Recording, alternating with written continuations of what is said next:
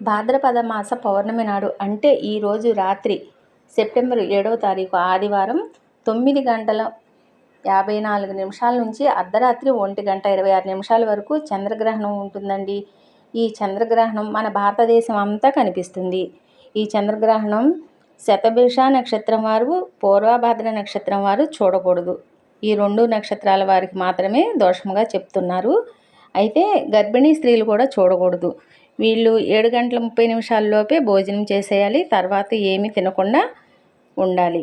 మరుసటి రోజు ఉదయం ఇల్లు వాకిలి శుభ్రం చేసుకుని దేవుడి మందిరంలో పూజ చేసుకోవచ్చు. ఇక దోషం కలిగిన శతభిష నక్షత్రం వారు, పూర్వభాద్ర నక్షత్రం వారు దేవాలయానికి వెళ్ళి బ్రాహ్మణులకు దక్షిణ పెట్టి దానం ఇవ్వాలి. దేవుని దర్శనం చేసుకోవాలి.